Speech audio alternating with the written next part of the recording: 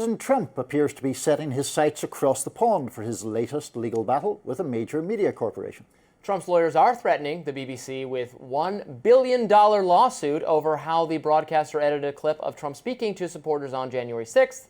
Here's a look at the clip in question obtained by the Washington Post. We're going to walk down to the Capitol, and I'll be there with you, and we fight. We fight like hell. And if you don't fight like hell, you're not going to have a country anymore. Now, for comparison, here's the original clip of that part of Trump's speech. We're going to walk down. We're going to walk down anyone you want, but I think right here we're going to walk down to the Capitol.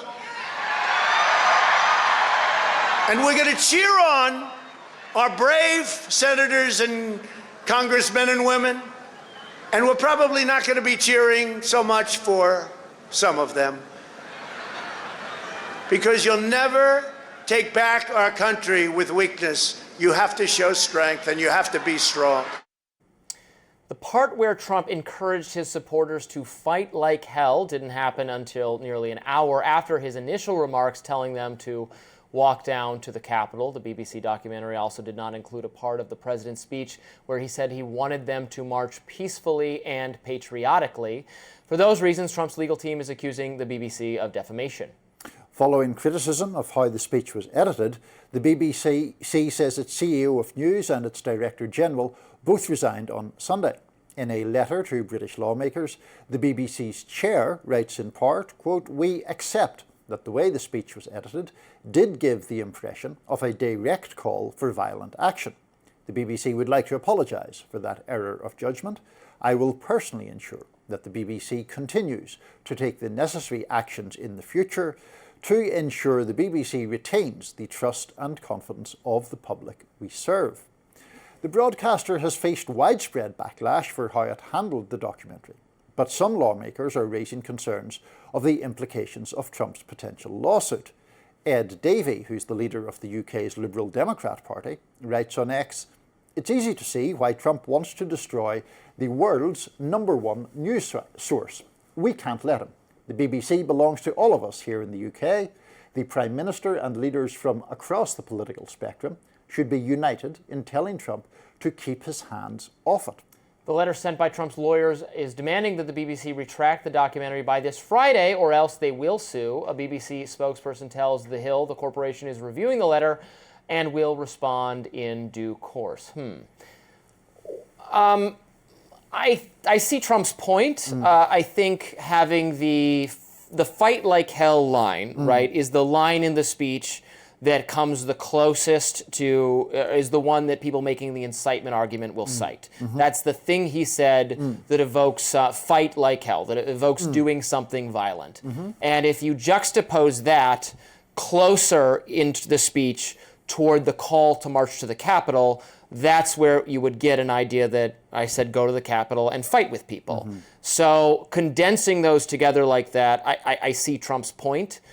Does it rise to the level of defamation? I don't necessarily think so. I think it was not a good editing call, and they should change that in the documentary. Yeah. What I would suggest they do, and that's what Trump is asking them to do. So that would, to me, seem to be a fine outcome. Yeah, I thought we might have stronger disagreements on this one, but I'm broadly on the same page as you on it. That's a bad edit. I mean, you know, we showed it, I think, very well there. Yes. It's splicing two things together. And it very seamlessly, too, right. so they don't necessarily look spliced. Exactly. That's what because I was watching it, and I'm like, oh, it looks like it happened that way. Exactly. Wait, that's a problem. It is, because it's made to look like a continuous piece of speech, whereas in fact it's taking two separate points.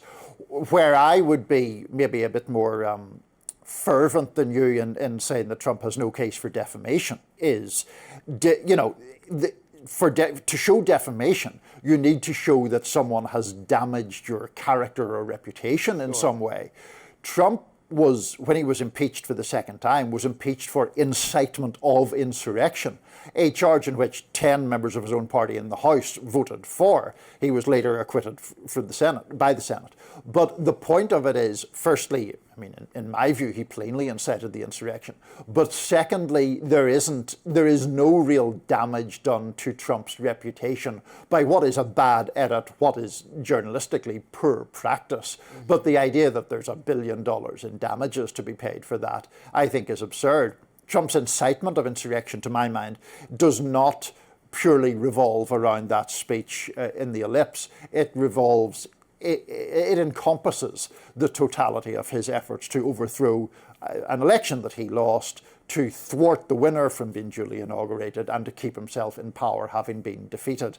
And he obviously wanted his supporters to try to thwart that whole process. So I don't think there's any damage to Donald Trump's reputation done, but I don't think it was good journalistic practice on the part of the BBC to edit that clip. We agree on that part. I mean, the reason I was supportive of impeaching him for essentially conduct unbecoming of his office. I think how he behaved was inappropriate for the President of the United States. I did not agree with, and my this is the view of my colleague at Reason, Jacob Solom, who writes very expertly about constitutional legal issues from a libertarian perspective, and like what I'm saying, is supported, I believe, in an impeachment proceeding, but not for incitement, on the grounds that just the kind of warlike rhetoric, the fight like hell. Again, that is something that people in a political, Bernie Sanders talks about fighting the corporation. We got to fight. You got to fight is a sports-like, warlike rhetoric. For incitement, you have to have the imminent lawless act. It has to be so proximate to. It has to be a bunch of criteria together, and that's why this is, in my view, damaging, because it links them more closely.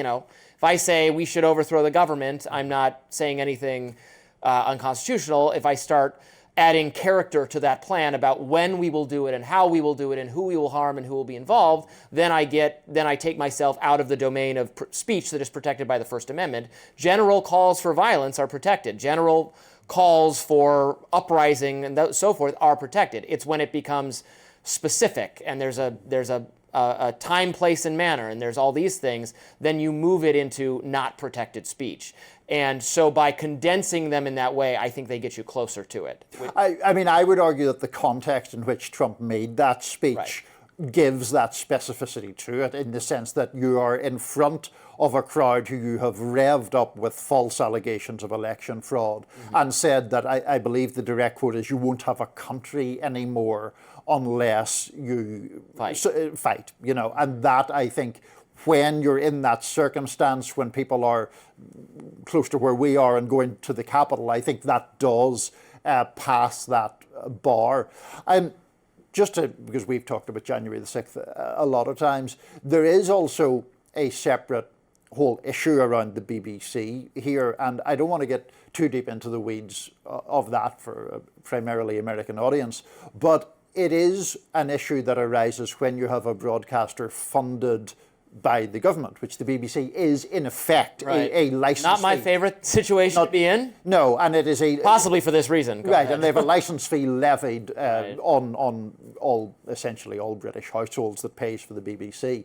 Then there's now this whole added controversy, because now on the board of directors of the BBC, there's a former communications chief for the British Conservative Party.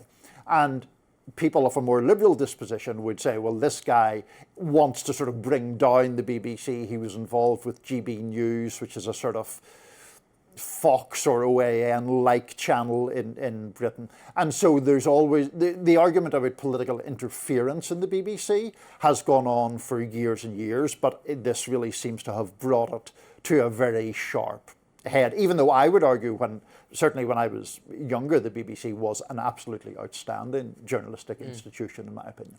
Well, I make appearances on them every couple of weeks, and I enjoy doing it. And actually, the last time I did it, they brought in a DC correspondent in the midst of my hit, and it was you. It was like rising for the BBC, for a British audience. That was unusual. I got on to do this BBC hit, and then, as you know, you hear the discussion immediately before you, and it's like, that's Robbie's voice. What's going on here? So we were we're well represented Yes. in the British media, at least. All the fun we're having.